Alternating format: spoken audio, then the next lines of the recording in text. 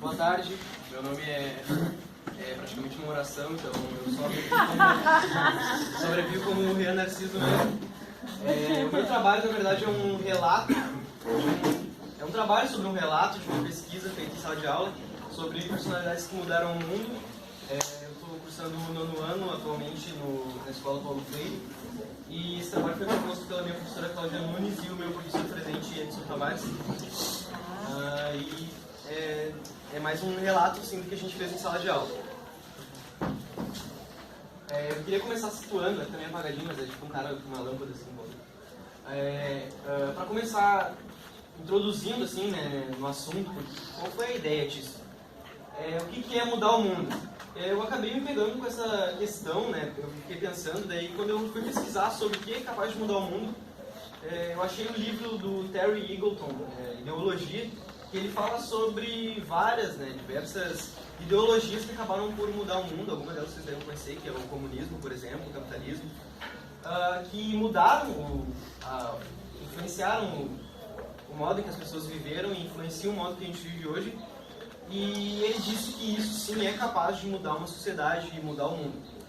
O conceito de ideologia, na verdade, não existe um conceito certo ou um conceito só para ideologia, mas que eu escolhi é sobre uma ideologia que é um conjunto de convicções filosóficas, teóricas e sociais sobre um grupo de indivíduos ou um indivíduo só.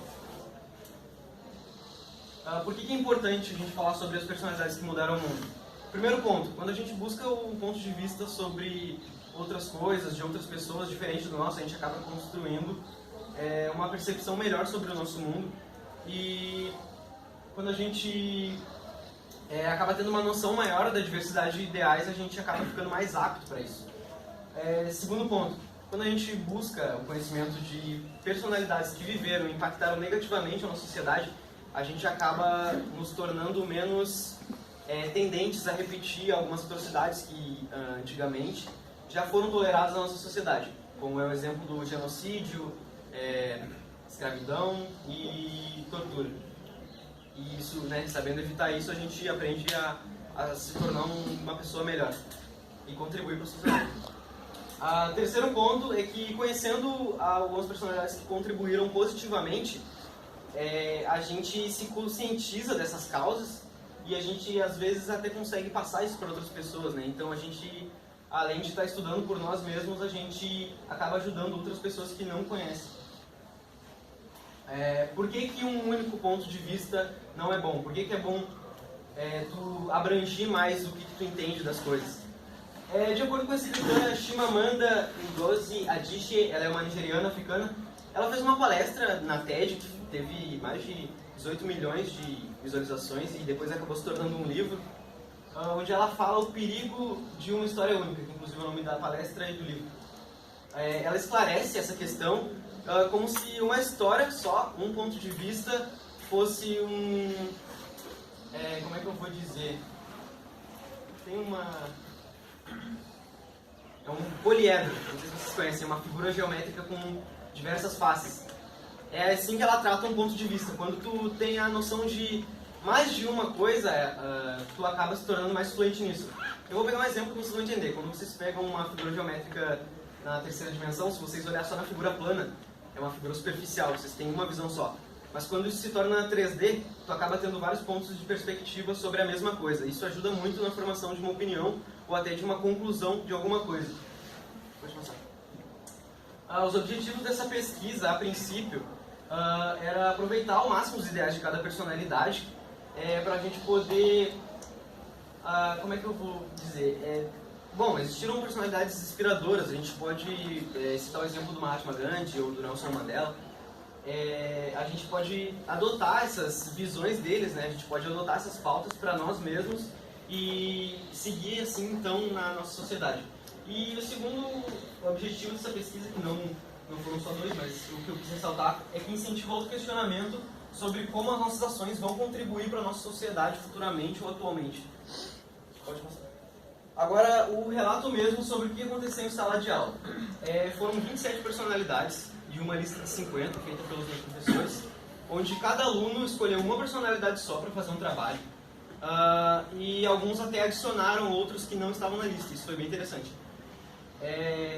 As personalidades tinham que ser alguns líderes até ativistas, então não eram só líderes e ativistas, filósofos, teólogos e assim por diante. Entre elas a gente tinha Adolf Hitler, Mahatma Gandhi, Martin Luther King, Benito Mussolini, Dandara e o Paulo Freire. Não foram os únicos, mas acho que provavelmente é o que todo mundo conhece. E o trabalho que eu fiquei responsável de toda essa coletânea foi de Adolf Hitler. Pode passar. Aqui eu botei mais alguns nomes dessa lista que a gente teve. Entre eles tem Marielle Franco, Malala, Luísa Floresta, Zumbi dos Palmares e o Brizola. Todos esses trabalhos, cada um, pelos 27 alunos, foi divulgado na página do Facebook da escola, Escola Paulo Freire. E se vocês quiserem dar uma olhada lá depois, vocês vão poder ver certinho, tem um resuminho de cada fotinho. Lá tem a foto da pessoa, tem um resuminho, e vocês vão poder ficar mais ligados no que eu estou falando.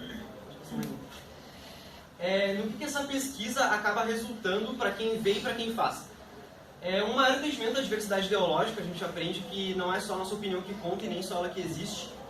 E com isso a gente pode entender como é que ela é aplicada na sociedade e como ela foi aplicada na sociedade. A pesquisa ajuda na nossa conscientização social, então isso é bem importante.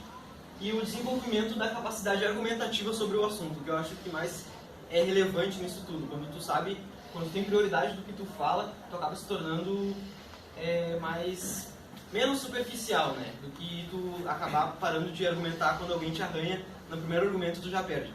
Então, isso aqui é um trabalho, é uma pesquisa que contribui tanto para o crescimento pessoal quanto para um crescimento civil, né? Contribui para a convivência e sociedade. Pode passar mais um. O trabalho não ficou muito longo, mas essa aqui é a minha bibliografia.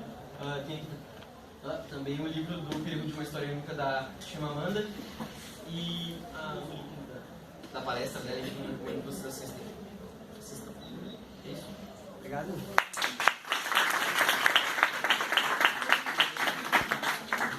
Minutos para as perguntas, por favor. Começa agora. Eu tenho que pensar. Queria saber como é que foi para ti estudar então, sobre Adolf Hitler. Como é que foi seu caminho aí? Bom, eu venho do 9º ano, né? A primeira vez que eu apresentei um trabalho sobre Guerra Mundial foi no 9º ano mesmo. Eu apresentei um trabalho sobre a Primeira Guerra Mundial, depois eu apresentei um trabalho sobre a Segunda Guerra Mundial, onde eu acabei vendo que o Hitler foi o cara que mais predominou, né, em questão de assunto, o cara é o que mais fazia, o que mais mexia as peças. Eu acabei me interessando sobre a história dele, de como que alguém tão cruel conseguiu subir ao poder em uma sociedade. Eu fiquei bem curioso, porque depois de algum tempo da gente se deparar com algumas comparações com o nosso governo atual com Adolf Hitler, eu fiquei bem curioso, tipo, por que será que eles estão comparando uma coisa que não tem nada a ver com a outra, né? Esse cara aqui não faz isso que ele fazia, e aí eu fui atrás. Estudar sobre o Adolf Hitler, é uma coisa que é bem interessante, assim. A história é muito triste, mas no termo político é muito interessante, porque tu acaba aprendendo como que a influência e a manipulação dentro da política acontece com Hitler e a sociedade. E é só isso.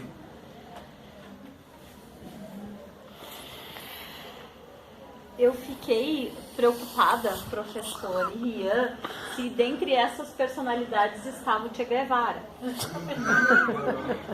Porque aí era um prato cheio para a escola sem partido, né?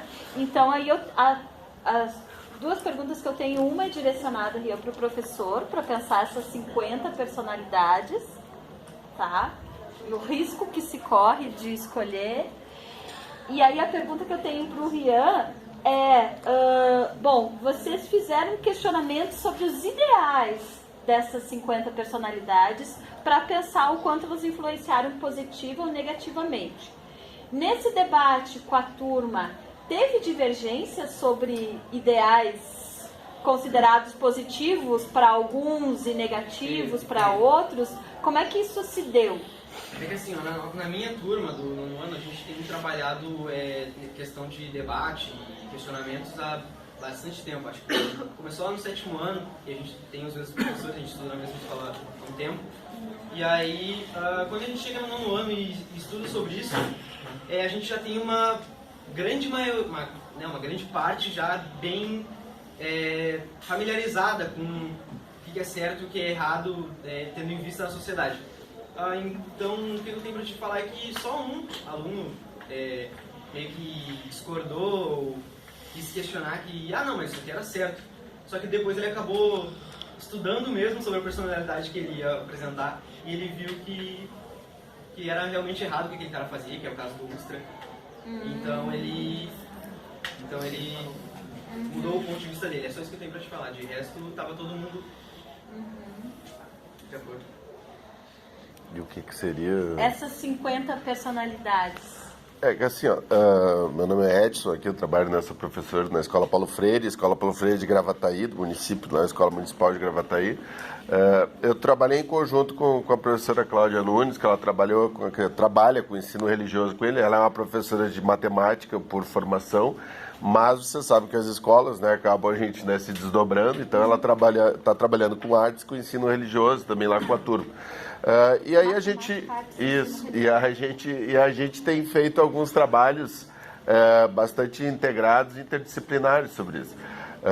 E quando ela pegou e começou a aventar essa possibilidade, e aí a gente sentou para conversar, trocamos algumas ideias e começamos então a fazer uma listagem das personalidades possíveis, tentando, né, o máximo possível, né, abranger tanto, né, elementos que seriam positivos como elementos que seriam negativos, no sentido de exemplo para a sociedade, e também para que eles pudessem daqui a pouco agregar novas personalidades, como aconteceu. O caso da Marielle foi um caso que não estava, por exemplo, na listagem, e alguém trouxe, né, para a questão da Marielle. Alguns outros exemplos também da questão do estudo de gênero, ali, a questão de personalidades femininas também foi bastante importante para que isso acontecesse. Mas essa questão do medo, eu estava pensando desde o primeiro trabalho ali, essa questão do escola sem partido, realmente é uma coisa que tem assim, assustado um pouco. E esses tempos, escutando uma entrevista, eu me peguei um pouco dentro desse espectro, porque tem um conceito que está se usando bastante, que eu não tinha pensado sobre isso, que é a ideia da autocensura, né? Que, né, o pessoal do CEPERS tem trabalhado um pouco isso, e eu me vi meio que dentro dessa ideia, porque eu me peguei me autocensurando já em vários momentos, né, sobre isso.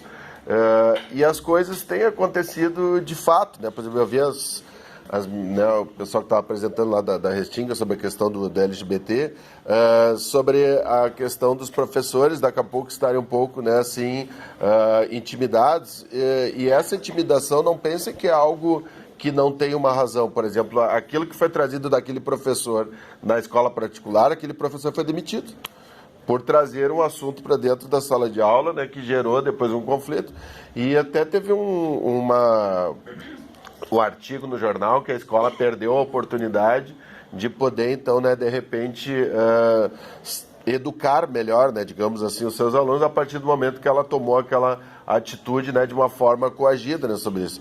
E dentro das escolas como um todo, a gente também sofre, né, justamente essa intimidação, essa ideia.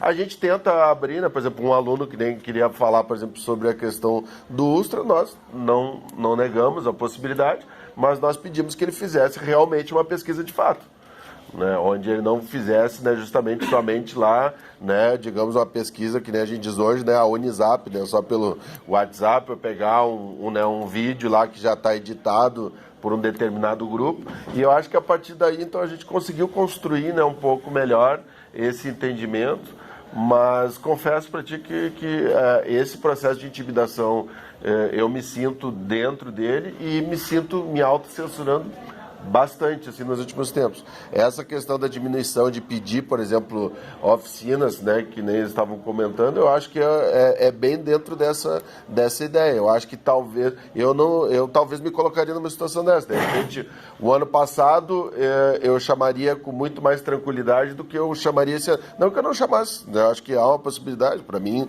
não, mas hoje tu pensa, às vezes, duas vezes, né, antes de fazer um trabalho como esse, e quando a gente vai apresentar acrescentar, a gente, na hora de estar fazendo a listagem, né, o que a gente está fazendo aqui, vamos botar, né, aqui, quem sabe a gente acrescenta mais um nome a colar para não ter justamente esta, né, visão, né, assim, negativa.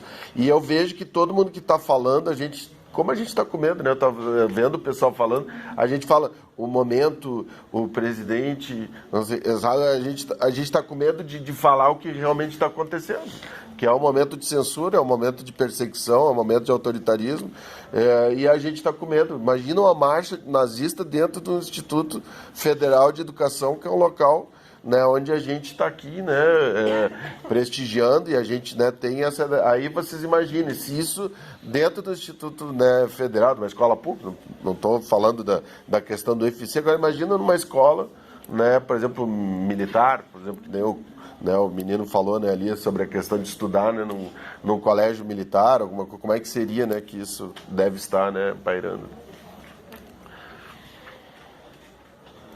Gente, eu vou ter que pedir pra gente encerrar essa apresentação. Obrigado, hein?